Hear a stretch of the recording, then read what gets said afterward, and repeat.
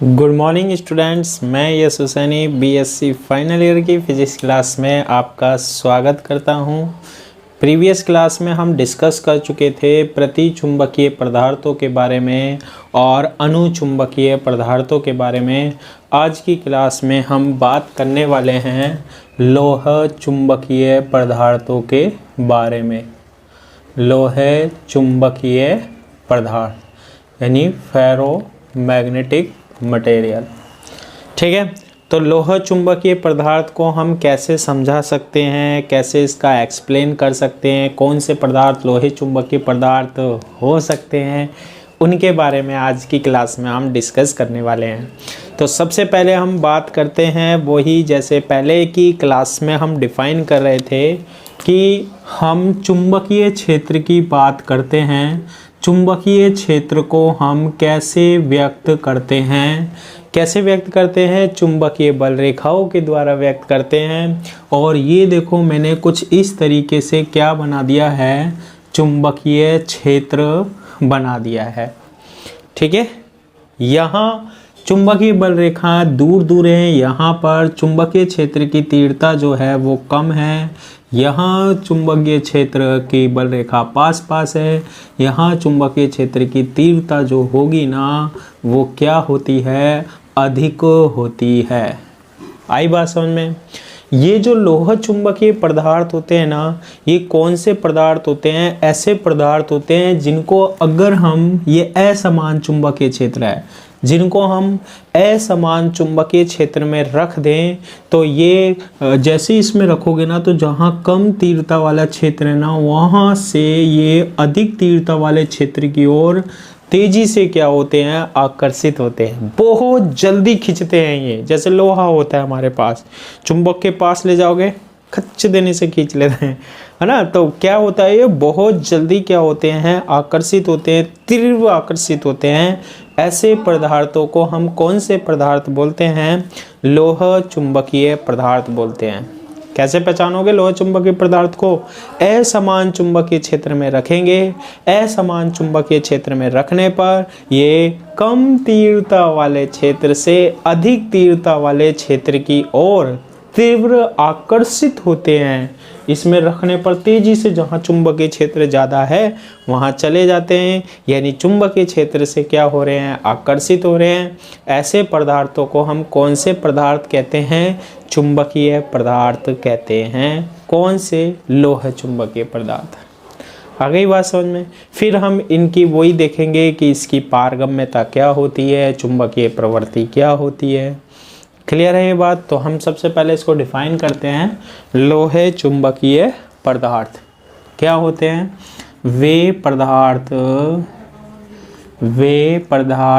जिन्हें असमान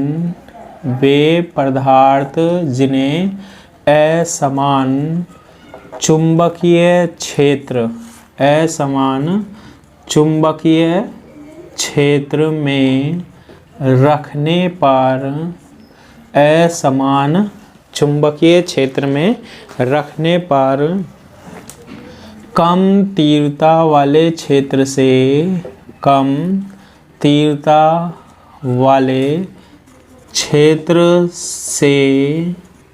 क्या अधिक तीव्रता वाले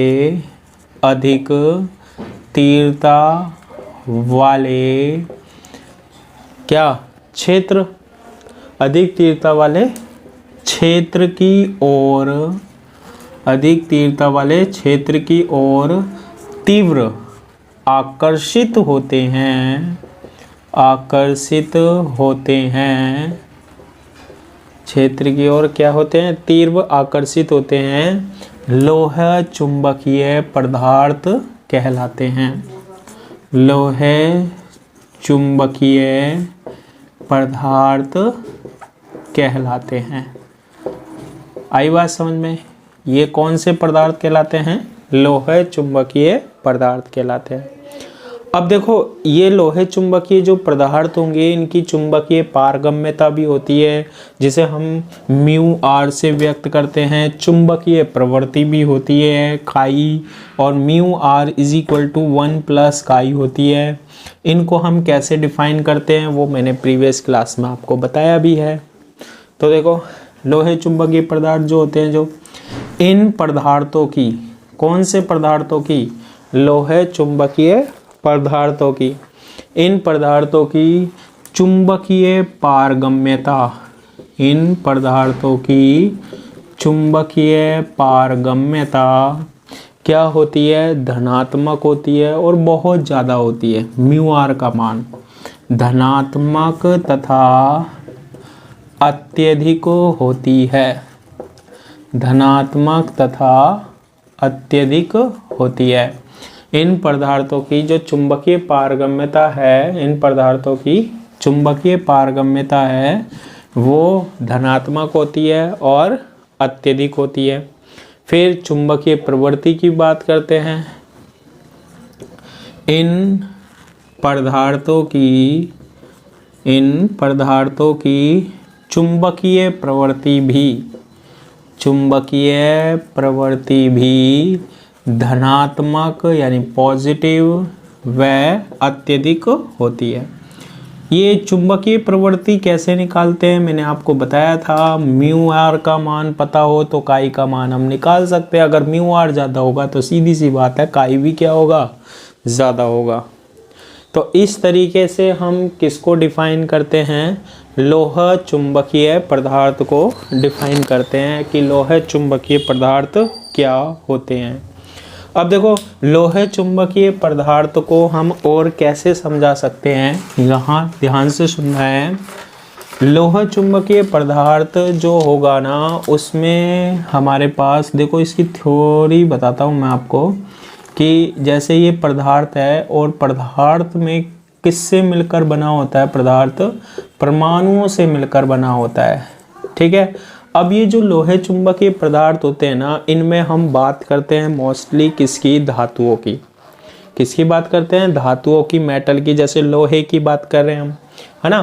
तो इसमें क्या होता है कि जब ये चुंबकीय परमाणु, ये परमाणु, ये परमाणु, और इसमें क्या और होते हैं, मुक्त इलेक्ट्रॉन होते हैं, ये फ्री इलेक्ट्रॉन होते हैं।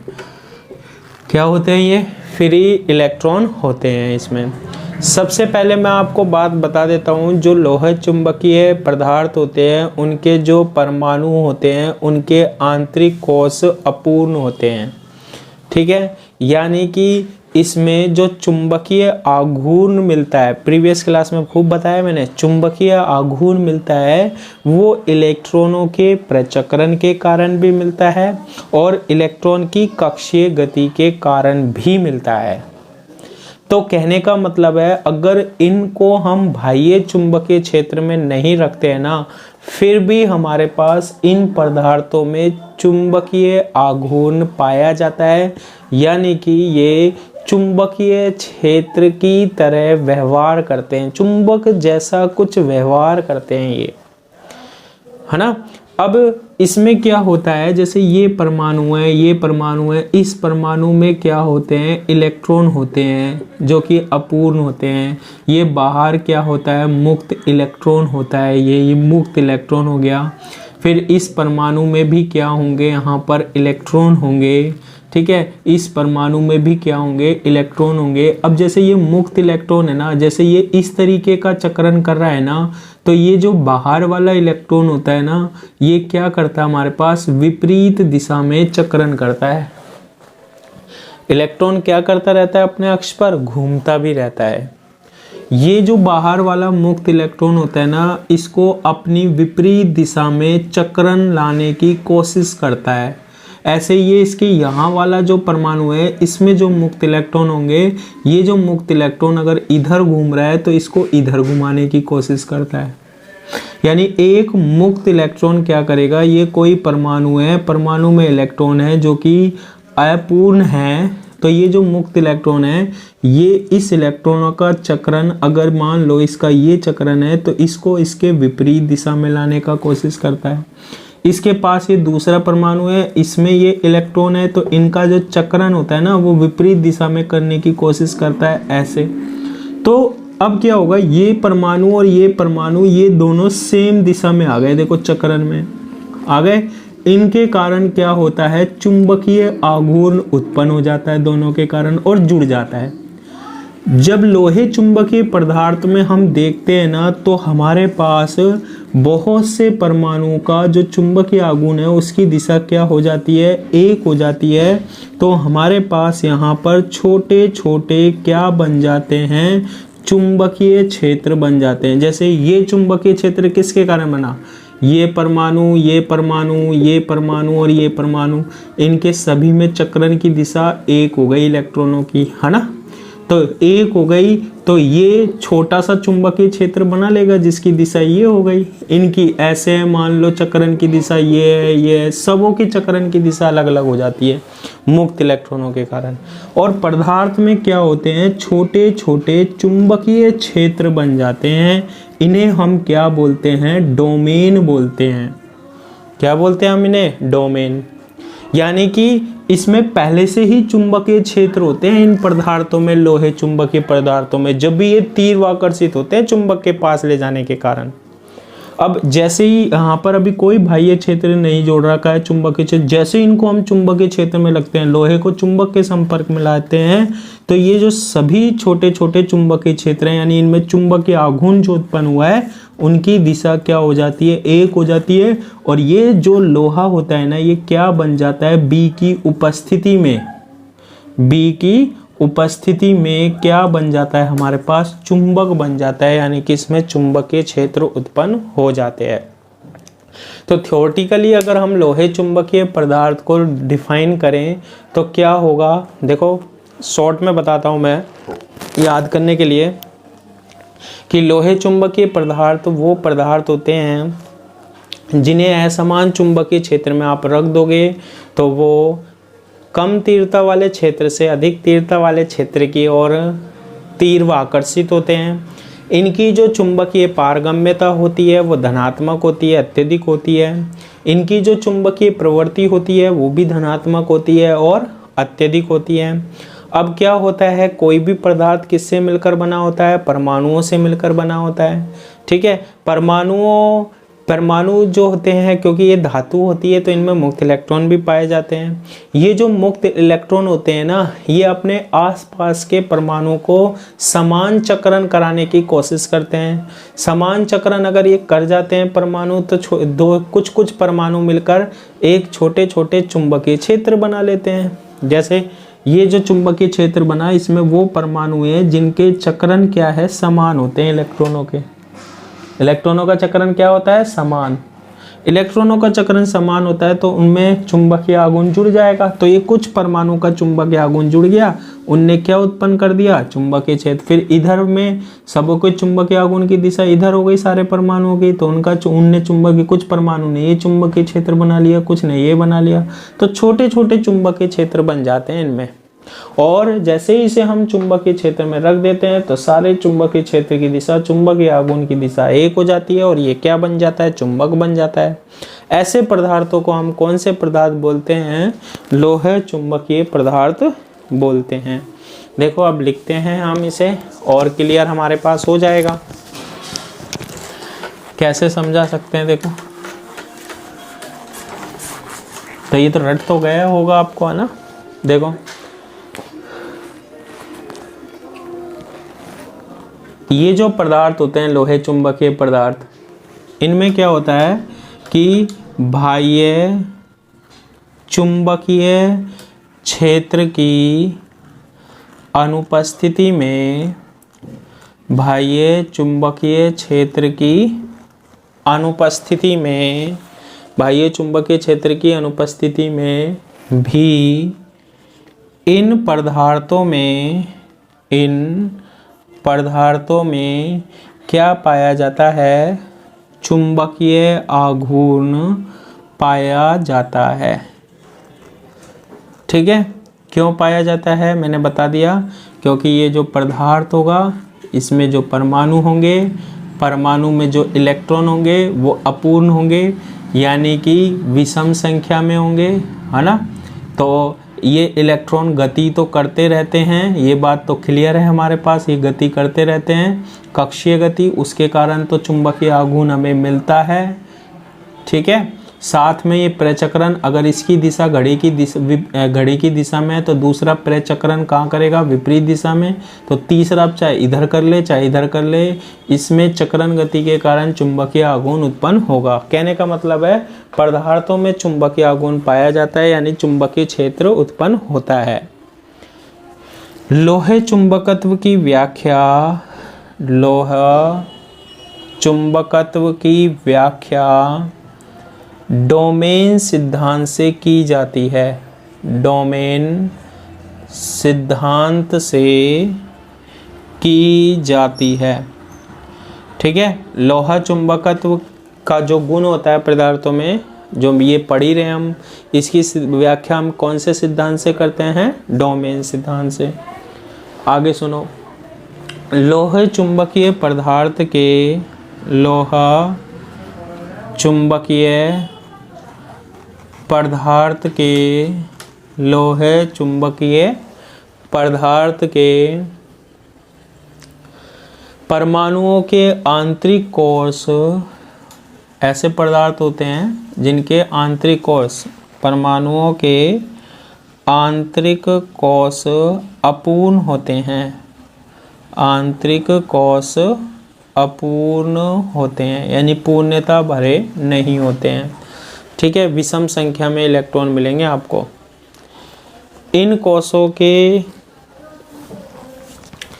आंतरिक कोश अपूर्ण होते हैं किसमें, लोह चुंबकीय पदार्थों में। ऐसे डिफाइन करते हैं हम किसको, लोहे चुंबकीय पदार्थों को। देखो और भी बातें हम, इन कोशों के इलेक्ट्रॉन के प्रचक्रण ही क्या करते हैं, लोहे चुंबकत्व के लिए उत्तरदायी होते हैं। अपूर्ण होंगे, अपूर्ण का मतलब मैंने बता दिया, जैसे 3 इलेक्ट्रॉन है तो ये चक्रण कर रहा होगा, ये भी, तो ये और ये, एक अगर घड़ी की दिशा में करता है तो दूसरा घड़ी की विपरीत दिशा में, ये इलेक्ट्रॉन इस इलेक्ट्रॉन के प्रचक्रण को तो समाप्त कर देता है। अब तीसरा इलेक्ट्रॉन चाहे घड़ी की दिशा में या एंटी क्लॉकवाइज क्या करे, चक्रण करे, तो उसके कारण हमें चुंबकीय क्षेत्र मिलता है, चुंबकीय आघूर्ण मिलता है। ठीक है, तो हम लिखते हैं तथा इन कोशों, तथा इन कोशों के इलेक्ट्रॉन के, तथा इन कोशों के इलेक्ट्रॉन के प्रचक्रण ही लोहे चुंबकत्व के लिए उत्तरदायी होते हैं। ठीक है, लोहे चुंबकत्व का गुण कौन दर्शाते हैं हमारे पास, ये प्रचक्रित इलेक्ट्रॉन। कक्षीय गति तो करते हैं, प्रचक्रण भी करते हैं, प्रचक्रण के कारण चुंबकीय आघूर्ण मिलता है। और ये पदार्थ कुछ इस तरीके से व्यवहार करते हैं। ऐसे पदार्थों को हम क्या कहते हैं, लोहा चुंबकीय पदार्थ कहते हैं। थ्योरेटिकल है, पहले भी आपने प्रीवियस में पढ़ा होगा क्लासों में, है ना। अब देखो, अभी अभी जो समझाया वो लिखता हूँ मैं। आंतरिक कोश के इलेक्ट्रॉन, आंतरिक कोश के क्या, इलेक्ट्रॉन पदार्थ में मुक्त इलेक्ट्रॉन पाए जाते हैं, क्योंकि जैसे लोहा होता है, ये लोहे चुंबकीय पदार्थ ही तो है। आंतरिक कोश के इलेक्ट्रॉन पदार्थ में मुक्त इलेक्ट्रॉन को विपरीत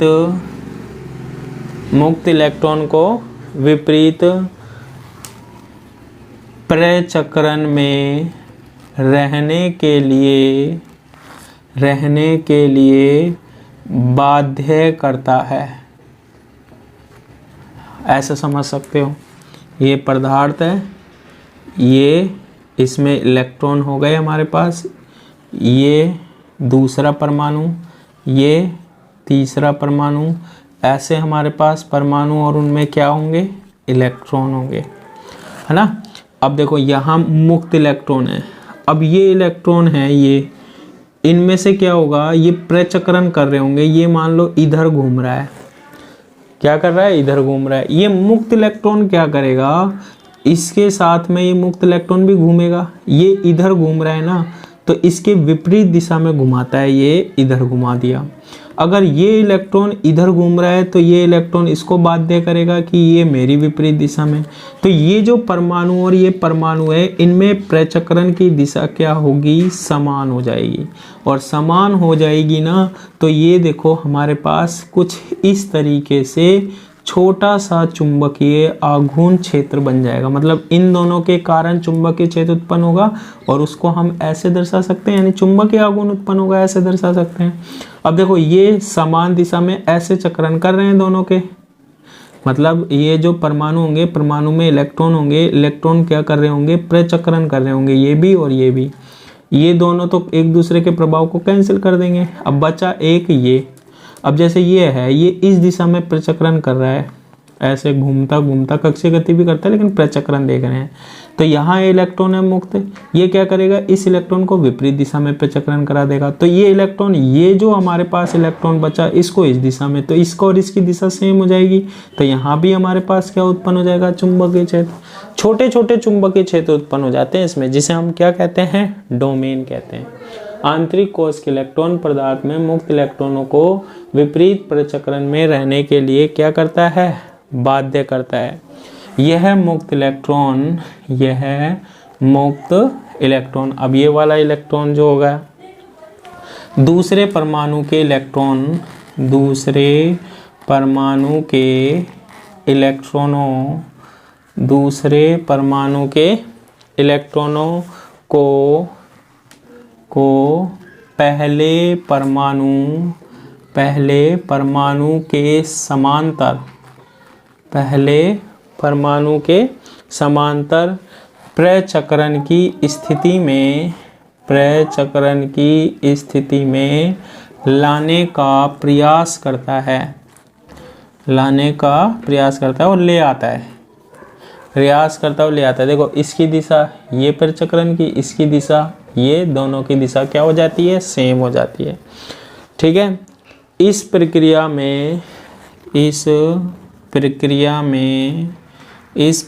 में लोहे चुंबकीय पदार्थ में